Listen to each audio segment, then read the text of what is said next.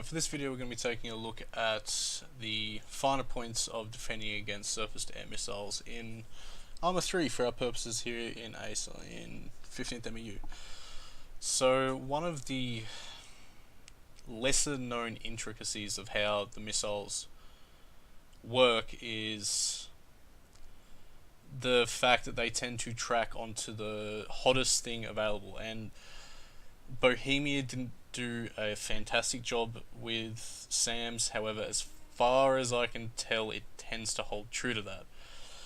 And as far as I can tell with flares and how they work is it is that they track onto the hottest thing they can find, whether or not that thing is through an aircraft. So with flares in armor, they will not work if they're behind your aircraft. It's not like in real life, if they're behind the aircraft, the seeker head just won't see them and it will instead go for the aircraft. It will tend to track the flares, but will track them through the aircraft. So we need to get our aircraft out of the way of the flares. You can also throw out the fact that the flares are, a lot of the time, really not that effective. A lot has changed since Armour 2, where SAMs used to be stupidly easy to defend against. Now they actually pose a challenge. It's kind of swapped actually. Back in Armour 2, you'd find the AAA sites were a lot more lethal. Given our radar that we have now, the ground search radar we apparently managed to pull out of our arsehole, you can tend to spot the AAAs really easily. They're no longer accurate out to 4 kilometers.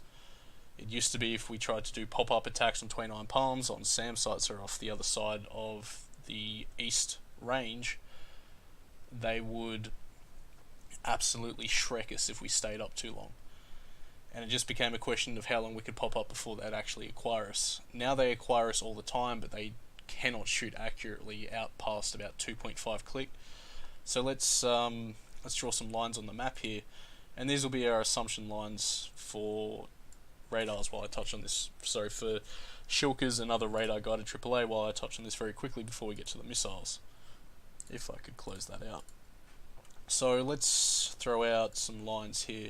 So this is our 2K line. Excuse my poor handwriting. This is our 1K line. And I've drawn it 2, so let's go ahead and fix that up. This is our 1K line. That's just, what am I doing with my life at this point? This is our 1K line. That's a little better. Sorry, our 3K line, and off this side's 4K. So at 4K, you'll get symbology showing you the rough distance and location of the AAA site. Outside of 4K, you might get pinged. It's very unlikely. In fact, they don't tend to ping you until you hit about this 3K line. There's a bit of variation either side of the line, but that's what happens. Keep in mind, when the Shilkers are not alert, because there's different stages of alertness in armor that you used to be able to get access to. Now you can't when you're setting them in the Zeus. You used to be able to get those alerts. Set the alert status. You can't do it anymore. So they may not become alert until you reach 2K, and they might not even turn their radar on. But once they do, you're well within that range, and you're up shit creek without a paddle at that stage. 3K, don't worry about it. They don't pose a threat. You could be moving pretty slow, and they'll scatter anti-air fire around you, but they won't do much. So forget about that. 2K is when they will pose a threat if you're moving slow, but if you're moving above 200 knots, they're not going to have much success. And then once you get to about 1.5K, that's when you really are in the zone of danger, or the danger zone. But outside of 1.5K, you're generally sitting pretty. Again, bit of variation between the two, but if you stay outside 2 to 2.5K, you won't be contested by Shilkers. You can just fly around them all day and they won't have a hope in hell of hitting you. So 1.5K, that's what you really want to be looking for here. Stay outside of that, move fast, no problems. As I said, you'll get pings, so if you're getting pinged, you'll have a general idea of where you're going to get pinged from. However, a lot of it comes to narrowing down. If you're on a map like 29 Palms, where every rock, piece of dirt, every abandoned MRE wrapper shows up hot on your thermals, good luck. And then the inverse of that is if you're at night, everything shows up cold on your RWR, on your thermals, and you're gonna have a shit time spotting them anyway. When you are trying to dodge AAA, there's one thing you need to remember. Two things, I should say. Number one is distance. Number two is jinking. Jinking is the process of making subtle but noticeable variations to your flight to essentially move out of where the Shulker's radar, guidance, or whatever those things have predicts you're going to be when it fires. And again, range is a big thing. If you're less than 1 kilometer out of the way, jinking's not going to do much to save you, because the time it takes for those rounds to travel from the Shilker to where you are is not that great.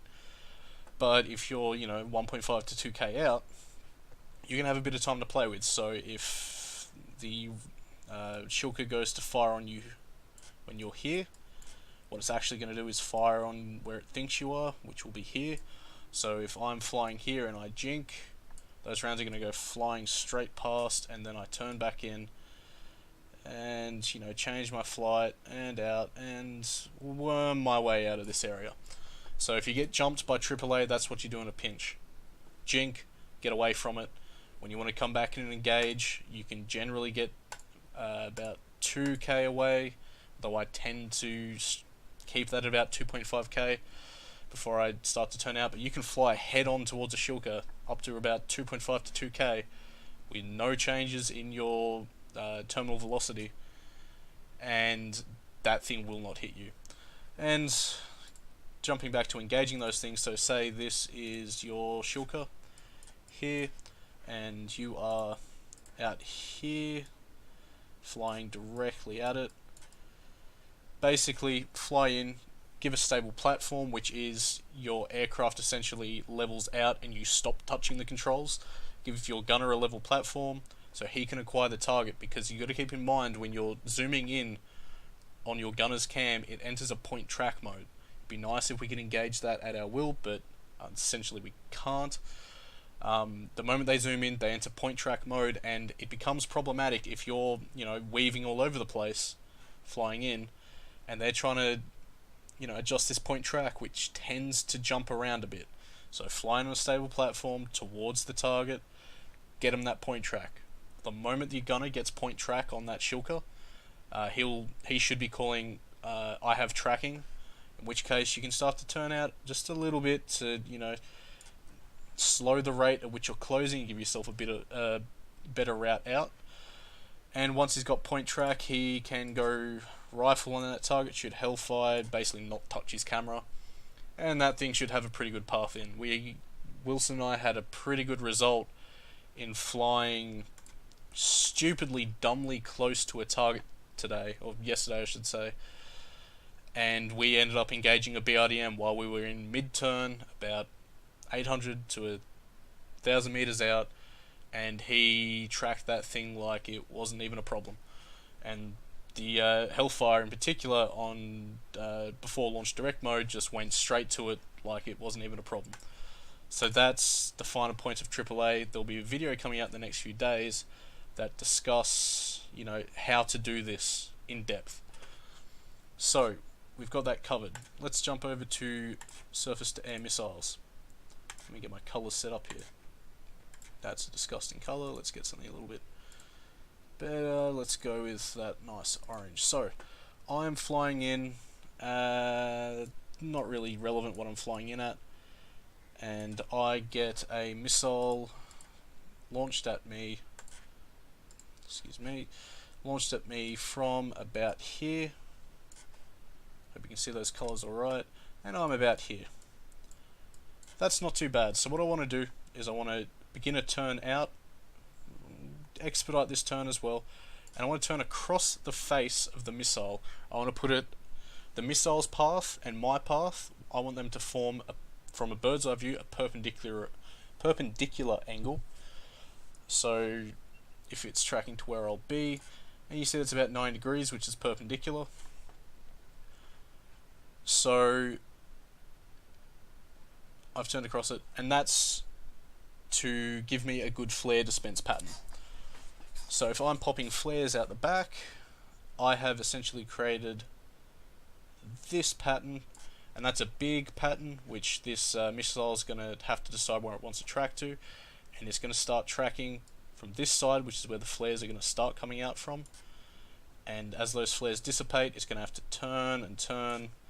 So it's going to like come out tracking that way, and it's going to have to turn and turn and turn, and essentially cross the back of my aircraft into the flare pattern and go for the hottest flares that it can find. Again, the way Bohemia's got their missile set up is not really that great. They're not that in depth, and they're not really that true to life representations. So jumping back a little bit after I've shown you that pattern, there's a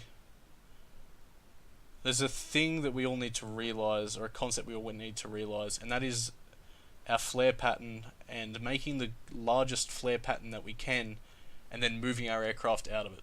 So say I'm facing front on to the AH-1, which is this, and that is essentially what our AH-1 looks like to the missile. Ignore that it's a blob, it's not really relevant.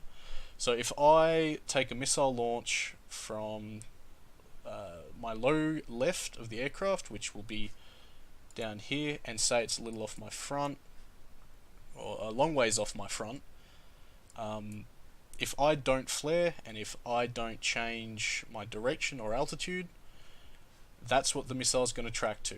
It's going to track to a very small target, and the likelihood of that target containing my aircraft, or that area containing my aircraft, is very high. Say I pop flares, and I don't change my my flight path at all. There might be a little bit of a target out this way, like an area extension out that way, but again, the area that missile is tracking to is not that large, and it still contains a good portion of it contains my aircraft. So let's say I turn across the face of the missile. So I'm flying this way, and I get a launch on me, and I turn out across its face. The missile comes from here and flies on in, and I'm flaring for all this part until the missile is defeated, and my aircraft is about this size.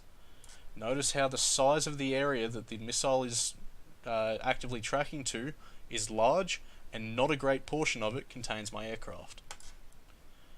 That is essentially what you do when you flare. You change the size of the area that the missile is tracking to, so a lesser percentage of that area is your aircraft in its, in the way of that missile. So say I am traveling again towards the missile. This is my aircraft. It's head on towards my aircraft, and all I do is lose altitude and pop flares.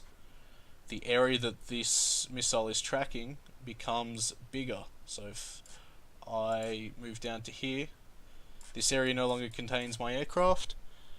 So there's an increased portion of the area. So the area's size has gotten bigger, and realistically, if I've lost, 100 feet, that portion of it is my aircraft. So I've increased my chances. They're not great. What you want to do is combine both of them. So lose altitude, turn across the face of the missile, so that area becomes quite sizable, and excuse the crude drawing, and your chances get better. I'm not saying that you will always defeat a missile like this. If you take a launch off the back of your aircraft, very close, there is no hope in hell of you dodging it. But it all depends on how you turn across the face. When you get that launch tone, immediately look down at the RWR, which is down here. Have a look at it, see where the missile is coming from. If it's coming from here, and this is my direction of flight, so this is my RWR, this circle, very crude again, this is where the missile is coming from. I want to be turning across the face of the missile, about so. You don't want to go full perpendicular because that missile's moving. You want to go about 40-35 degrees across the face, and you'll find it'll become perpendicular. And you've if you pop flares as well, crucial thing, you've created a larger area that does not contain your aircraft. So that's step one, turning across the face. Now there are two reasons why we lose altitude. Number one is so we increase the total area, and I'll give you a side-on view, the total area that does not contain our aircraft but the missile is still tracking to. And the second reason is so we can trade off some of that altitude for airspeed, which number one gets us the hell out of the danger zone quickly, and number two, on that turn, increases the amount of area where we've got flares out, thus increasing the missile's tracking area, and essentially making a larger portion of the area that does not contain our aircraft. So if I lose altitude while turning and I'm flaring, I have created, and keep in mind flares fall, I have created this area that does not contain my aircraft, or realistically I've created that area, and you can ignore the box up top, but this area now does not contain my aircraft. Whereas if I don't lose altitude, it is just this area, and this part contains my aircraft compared to this part. It's really simple stuff to do, but you need to practice it. Number one is you need to practice it, and number two, you really need to get that operational experience to realize I do not want to be in a place where I'm getting launched at. There will always be times where you'll be getting launched at, but this is how you defend against SAMs. So I'm going to quickly wipe all this, and we're going to jump to what I hope is still loaded. Yes, we're going to jump to a look at our trusty little map again.